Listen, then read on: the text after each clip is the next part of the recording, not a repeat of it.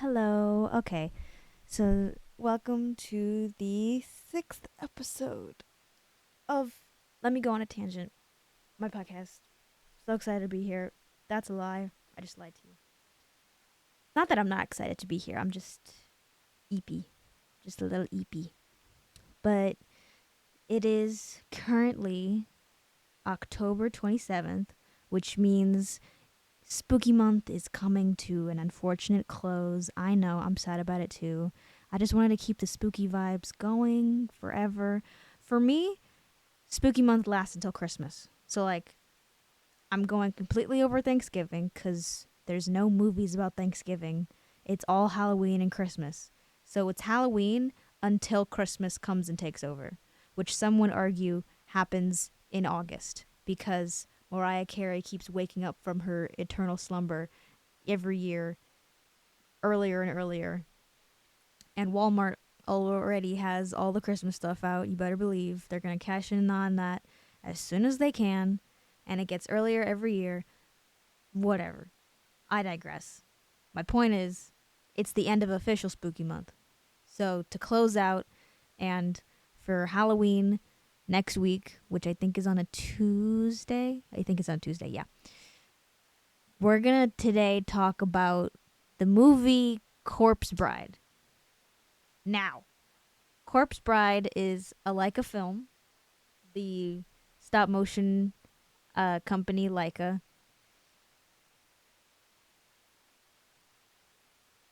Johnny Depp was in it, which is probably the only thing that anyone remembers of the cast. It was made, or it was released in 2005, so 2 years after I was born. But I still watched it. It's very nostalgic for me.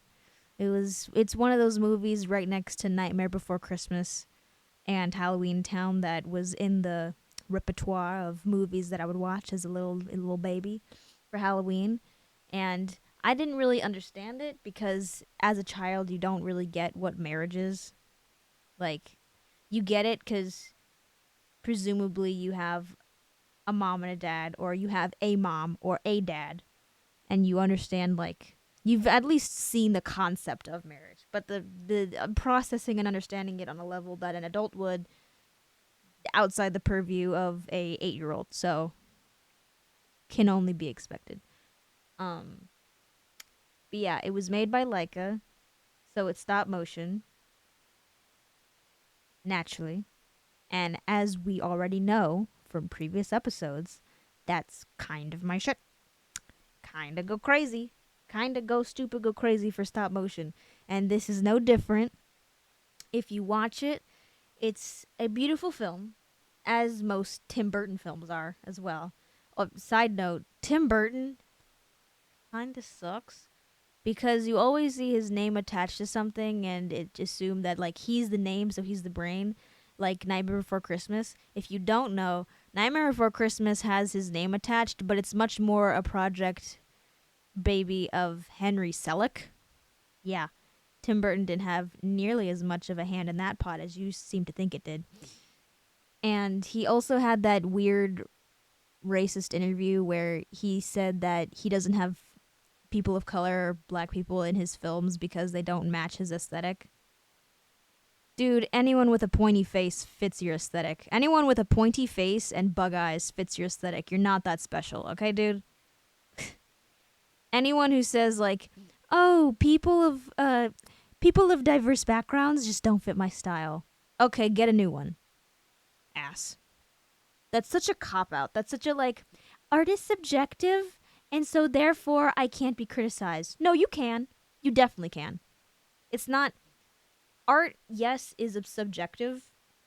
All art is on some level subjective, but to just say, I like art and I like this because it makes me happy and it makes me feel good, and it's like, that's great, but what else? You know? It's like a pretty girl. She's pretty. What else is there?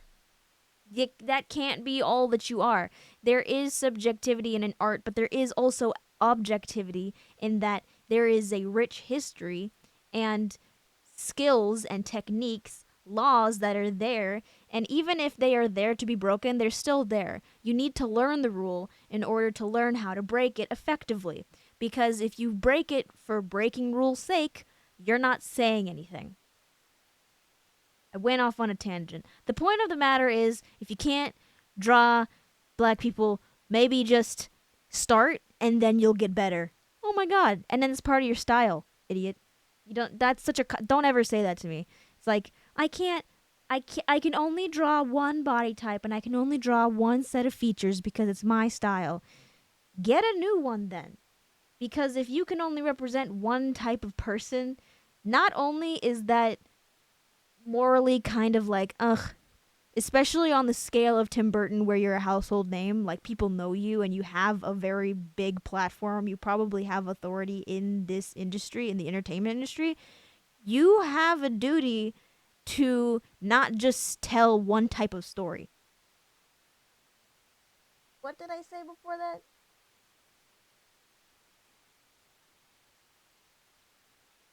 Okay, I look back in what I recorded. Not only is it a moralistic issue, but it's also you're probably a bad artist. Not bad, but if you're on the level that you are of that stage in your career, you probably should be able, like, experience wise, draw more than one person. You know what I mean? Like, not only, like, if we just ignore all of the racist implications, like all of the bigotry, like all of the bigoted implications of only drawing one person, and not it doesn't even have to be drawing. If you're only telling one type of story, just barring any of that, if you only can tell one type of story, you're probably not a good storyteller. Okay? Because let me tell you right now, that story has been told, and the more you tell it, the more people other than you are going to tell it better. And they will. You don't have to wait. Someone is chomping at the bit to have the opportunity that you are squandering. Okay. That's that on that. I feel like I went off on Tim Burton a little bit there, but let's rein it back in. I want to talk about Corpse Bride specifically. So Corpse Bride is this movie, came out in 2005, has Johnny Depp in it. Johnny Depp has a weird amount of range. You ever notice that? Like, he's in a lot of stuff, but he never is playing the same type of character twice, unless it's Pirates of the Caribbean. Pirates of the Caribbean, I feel like, was a lot of people's bisexual awakening, and I just love that for us. As a generation, I just love that for us. But are they good? It's been so long since I've watched Pirates of the Caribbean. Is it good? I don't remember. Okay, so Corpse Bride. I have my little synopsis here, so let me just read that off. Ahem. Victor, Johnny Depp, main character, and Victoria's, played by Emily Watson, which is the love interest, their families have arranged their marriage. This is like a gothic Victorian setting, so it's arranged marriages left and right. It's a political and socioeconomic move to make. Though they like each other, Victor is nervous about the ceremony. While he's in a forest practicing his lines for the wedding, a tree branch becomes a hand that drags him to the land of the dead. It belongs to Emily, who was murdered after eloping with her love and wants to marry Victor. Victor must get back above ground before Victoria marries the villainous Barkis Bittern, played by Richard E. Grant.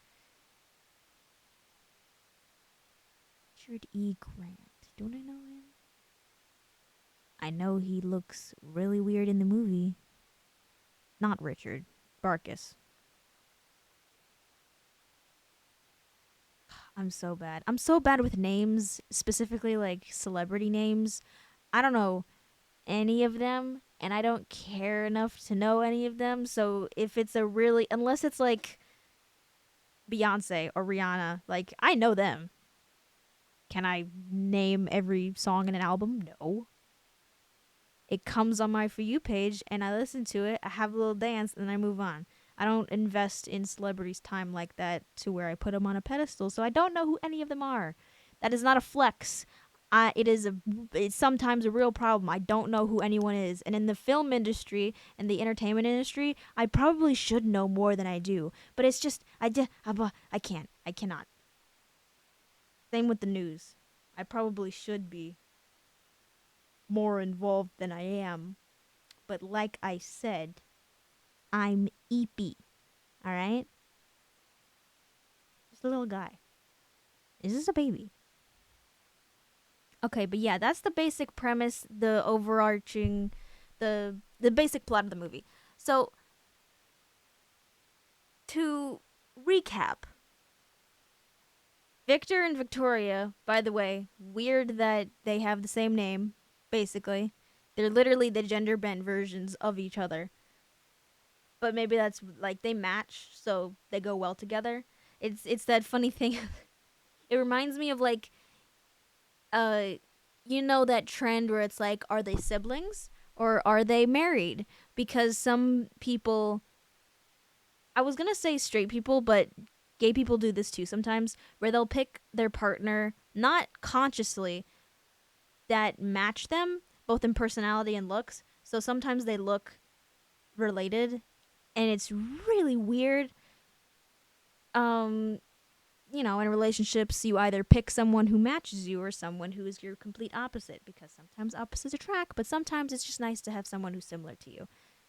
This, of course, being in the context of a healthy relationship.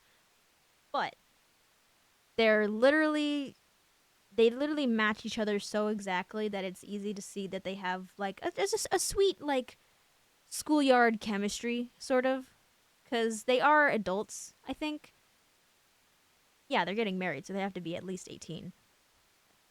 Hope. But yeah, they're adults, but they're very sheltered, both of them, and they're being raised to be married in a way that, like, the way that they interact is very much like these are childish, awkward interactions, which gives it a sweet bit of chemistry. And they're very cute together. And it's obvious that, like, once they start talking and get to know each other, they're like, maybe this won't be so bad. Maybe being married to you will be all right because, I tolerate you. I like you at least a little bit, which is, a low bar, but a hard bar to pass in this era where literally Victoria's parents, when they're talking about the marriage, like the rehearsal marriage before Victor and his parents get there, she's like, how can I marry someone that I don't even like or I haven't met yet? And her parents are like, what does that have anything to do with anything? Do you think me and your father like each other? And she's like, surely you must a little. And they're both like, no. No, and it's clear. It is crystal clear. They hate each other. They hate being married. And I think they hate their child, because she's the best looking girl in that entire place. And yet they have the nerve to say that she looks ghastly at her wedding. Are you kidding me? At that point, just divorce and like elope with the help. You know you want to. Everyone in this era, when they get married, you know that one of them is having an affair with the maid and then the other one is having an affair with the butler, okay? Unless they're like really believe their own hype and like they don't want to touch quote unquote the help, but that's a whole other can of worms. Point being, they like each other and they're open to the aspect of being married now that they have met each other. But for some reason, this them interacting before the wedding is seen as improper. Or no, it's not meeting and interacting before the wedding. It's interacting alone without a chaperone, which they're gonna be married. You're treating them like school children. And I know I just drew that parallel to school children, but I was talking about their mannerisms and chemistry and how they are interacting with this new relationship. They are adults and they should be able to interact with each other alone before they get married, because that's the alternative is psychotic. But again, Gothic Victorian times, these are crazy British people. So this makes sense to them on some level. Sure. Then they have their little rehearsal. Victor can't get his lines right because there are lines. Like, someone, I assume, wrote the vows for him for both of them. So both of them have vows that they need to, like, rehearse. Like it's a play. They have to rehearse and memorize their lines so that it all goes well on the actual day of the wedding. Which you would think, of course, in this day and age with my brain, when it was born, when it was right now, not right this second, but, you know, in modern times, it's like you would write your own vows. To have it be like it is, this is the epitome of performance for the public. This is not, marriage in this time is much less a showing of love and community and much more a purely political slash socioeconomic move for the family. It is not about the people getting married at all. If you're lucky, you might like them a little bit. And that's not to say that every arranged marriage ends poorly. I'm sure that there are some adults who get married and they really do end up falling in love. I don't like the narrative that, like, there's only true love in this age. Surely there were people who loved their partner truly and fully. I refuse to believe that that isn't the case. But in this case, just looking at the grand scope of it, it is a pure just performance for the public, for their status, because they're trying to keep up the image that they're rich and they're from a noble family, which, by the way, they are from a noble line. So their line is rich. They're old money. But they broke. It doesn't elaborate on why they're broke, but it doesn't really matter. Old money's like the economy, the depression. That's an American thing. But, you know, economic collapses happen all the time, all over the world, for any number of reasons. So, yeah, old money, they're broke now. Doesn't really matter why. And they're trying to marry off Victoria to Victor because they think Victor's family has money, and Victor's family think that Victoria's family has money. I think it's really weird. This is where the kid me gets kind of lost, and it's like, truly, it does not matter, because when he goes to practice Victor goes to practice his lines in the forest, and he accidentally says his vows to the site of Emily's grave, and Emily raises from the dead, and now they're married. Drama. Are you kidding me? Also, side note, Emily is so bad. Like, she is, for a rotting corpse, she kind of fine, and I'm not alone in that.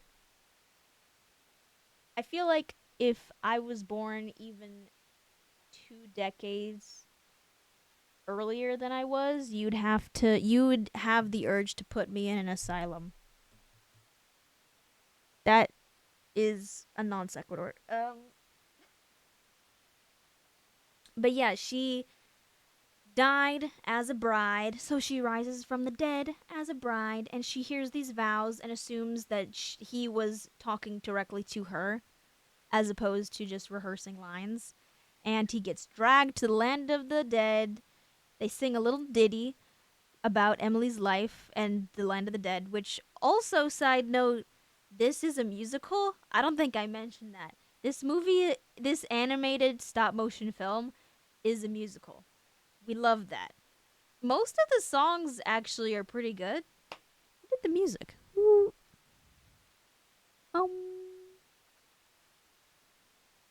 Danny Elfman did the music.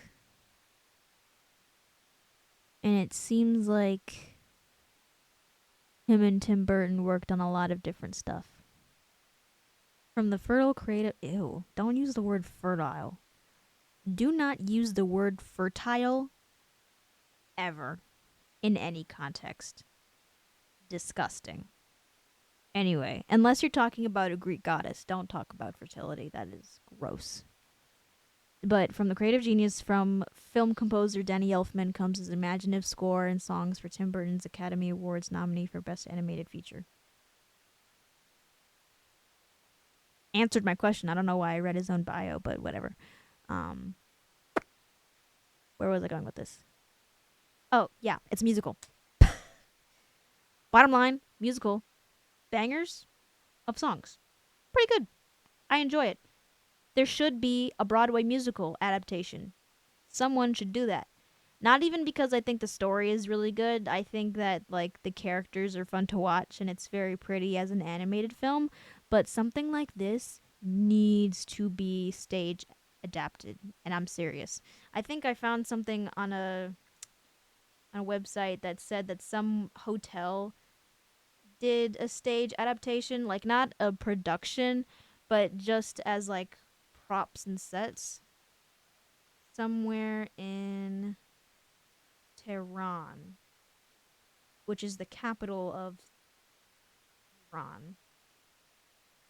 Don't come at me for how I pronounce things, okay?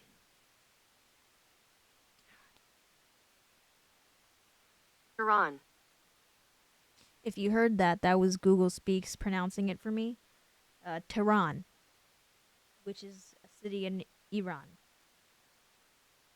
Some hotel over there did a stage adaptation. If you look it up, it's really quite beautiful.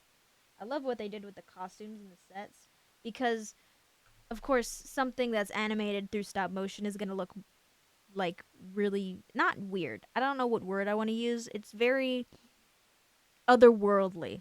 I'll use that as like because it's inherently it's very difficult to animate in stop motion. So the character designs usually reflect that, and it usually has this otherworldly quality of like it's putting in a lot of effort to imitate real life because the best story and world building and character designs are in real life.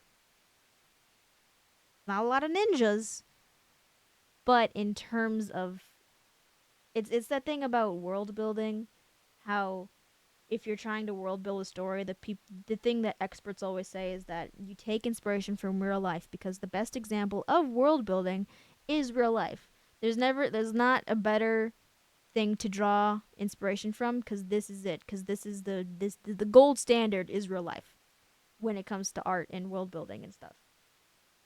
Forgot the point I was making. The animation looks that way because it's hard and the character designs reflect that. So the way that they get around that problem and still make it look very visually appealing, very good. I'm a fan. And the lighting matches the film in that it's really good, especially in stop motion. Things like environmental animation when it comes to stop motion is very difficult because think about a stop motion film and you have a scene where it's raining. Can you imagine how hard that is to do in real life, let alone in stop motion? At least in real life, you can get multiple takes and like try it again. And like with stop motion, you take every single frame and it has to be coherent and it is its own separate entity as opposed to running film and getting the best shot. You can't do that with stop motion. And so it's the same thing with lighting. Every beat, every frame has to be cohesive with the frame before it and after it. And stuff in the environment, like lighting or weather or stuff like wind, stuff like that, has to be controlled. And these are forces that, if you've ever, I don't know, lived a day as a human, you would know aren't easily controlled. Though we've tried, it's still not very easily controlled. These are forces that happen. And if you try to do stop motion like that, it's gonna be bad. But yeah, it's really cool. You should look it up. I love how they did it. And then I feel like I've talked a lot about the like art aspect of it because there's not a lot to say about the plot. I feel like it's very bare bones. It's very much what you see, what you get with the synopsis that I read off. It was very much he's in an arranged marriage, did vows to a corpse. Corpse thinks they're married. They're not. In his absence, the villain goes to try and marry this supposed rich girl, Victoria, And then they get married. Really sad about it. Victor finds out, he's really sad about it, and then he's like, well, I have nothing to lose. I might as well actually get married to this corpse because at least she's nice and likes me and likes the idea of being married to me. So it's whatever. It's borderline. I'm not going to say that, but it's worrying behavior. That mindset of I have nothing to lose, so I might as well self destruct. Worrying because didn't seem like he had a lot to live for before the arranged marriage, but now with the absence of the arranged marriage that he had with someone he liked, he's like ready for the land of the dead, which worrying. Victor, what are you doing, buddy? Oh no. And then Emily, of course, doesn't let him do it because she's a good person. And I don't think that she ever actually loved him. I think she just liked the idea of being married. Because it's that thing of, like, she's not a ghost, she's a corpse, but it's that same idea of a ghost doing what was most important to them in life or their unfinished business, so to speak. So, in that same sense, she's kind of like she died a bride, but she never got to be married because the villain, Barkham, killed her and took her money when she thought they were eloping for love. Barkus ends up dying in the middle in the end of the movie, which is good because he deserves it. Because he was going to subject Victoria to the exact same fate. He was planning on marrying Victoria, stealing the goods, eloping, quote unquote, and then killing her. Joke's on you, buddy. My family's broke. So, egg on your face. Why don't you go die about it? And then he did. Like a chump. But yeah, that happens in the pseudo wedding. All the dead rise from the land of the dead into the land of the living, and they go to the church where Victoria and Victor were supposed to get married, and they have a start of a wedding, but Emily doesn't let Victor go through with it. And it's so cute. There's just one scene where the corpses all rise and like the people are scared for a second, but then one of the corpses picks up a little boy and the boy's like, "Grandpa?" And they hug and it's cute. I really like that scene. It was just like it's like a interpretation of zombies that you don't get to see very often, which is like I think it's because they're not really zombies, like they're not mindless husks of people. They're people, they're just dead. More like Paranorman, where yes, they're zombies, but they have their faculties, like they're aware and they have memory. They just are in a bit of a bad spot. But I just thought that was really sweet. As like he recognizes him, and it's just a different state of being, a mushroom state of being. If you don't get that reference, we don't go in the same circles. Look up how mushrooms live and die, and you'll understand what I mean by that. Mushrooms are terrifying. Okay?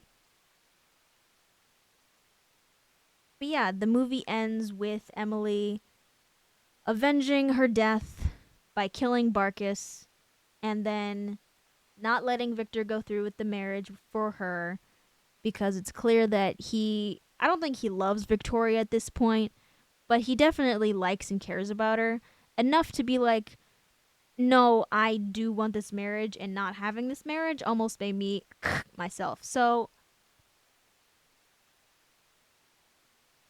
I feel weird censoring myself. It almost made him kill himself. Let's not mince words. Because going to the land of the dead through this marriage would actually kill him. But Emily didn't let that happen because she's a good person. And she wants the best for him. Which is also why I don't think she loved him per se. She says in the climax of the movie, before she passes on, like moves on from this in-between state of being, because she's finally avenged her death and has found peace. She says that she loves him, but he's not hers. I think that's more of a way of saying, like, I loved the idea of you wanting to be married to me. It was more about that idea of fulfillment, because that was what she thought would fulfill her in life. She wanted that fulfillment in death so she could move on. But the real fulfillment was realizing that she didn't need marriage to be fulfilled. She found peace for herself and for that she cared about, and that was enough to pass on. Which is an interesting little bit that doesn't really show itself until the end, I feel. And then Victor and Victoria get married as planned. And I assume that they have a lovely average life together in which they have moderate wealth and have 3 kids, maybe 4. I don't know what the nuclear family model is for British people in the Victorian times, so who could say? Probably wanted a son, so maybe they had as many as it needed to get a son. I didn't know. But yeah, that's the movie. It's a fun little. It's a pretty short movie. I feel like Leica movies tend to veer on the short end of animation movies a little bit, but that's because stop motion is really, really hard and takes a really long time. So that's fair. Yeah, that's that.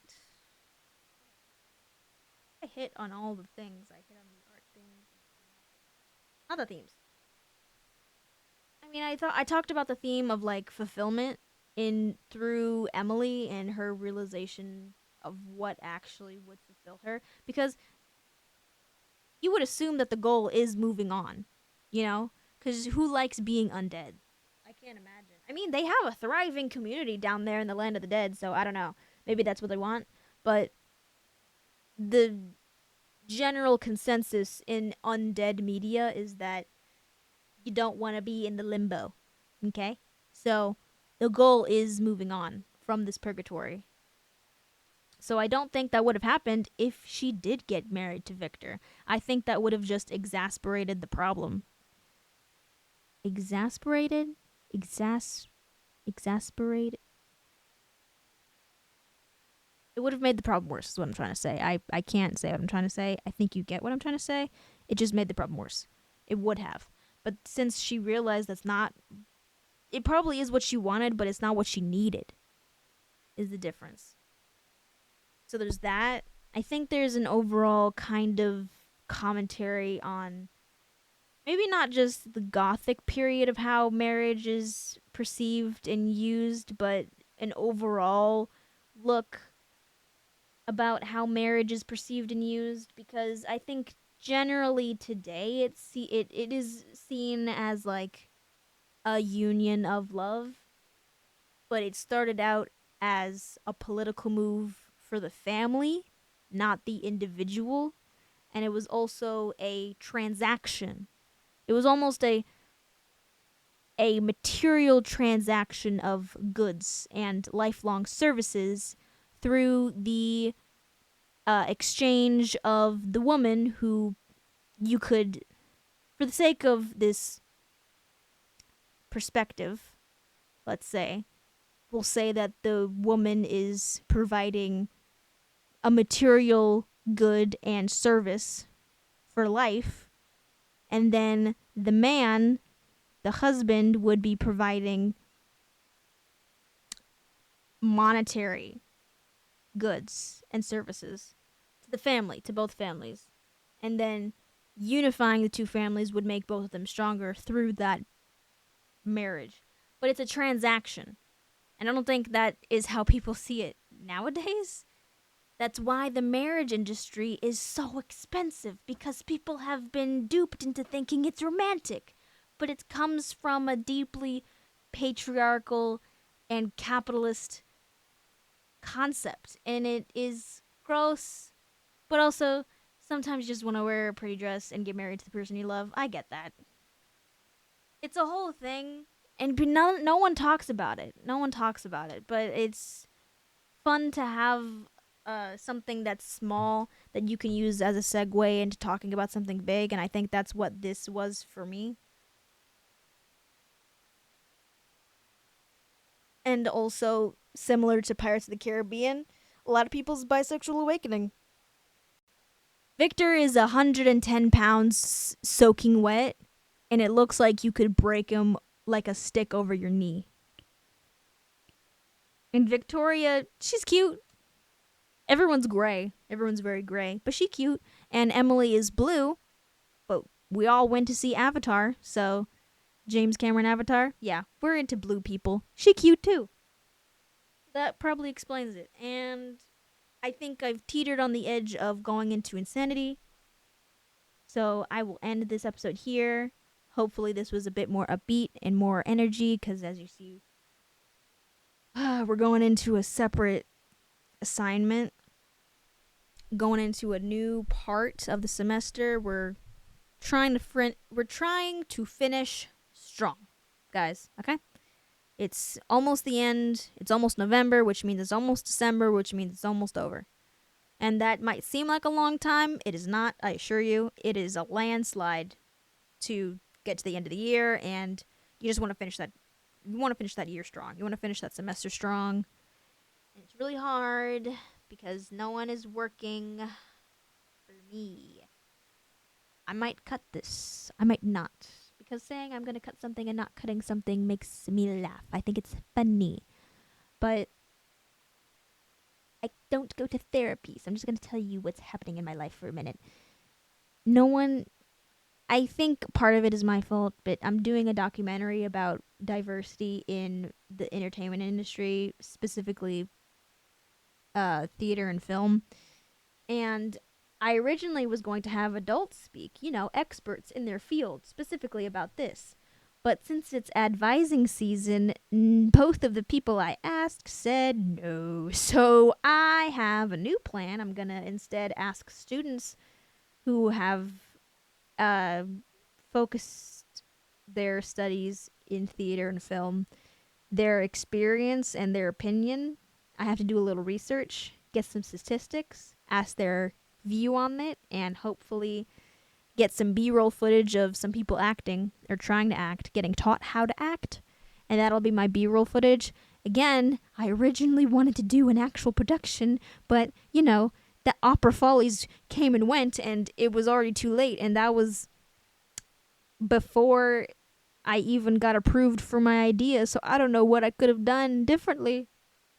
But yeah, nothing's working. I have 2 weeks to get it done, and everything is crumbling. Whoop whoop. Anyway, on the bright side, my house is full of candy, so that's pretty sweet. But and that'll close me out for today. Thank you so much for listening. And that'll be episode 6. Thank you. Goodbye. Pacific Tiger Broadcasting. Bye.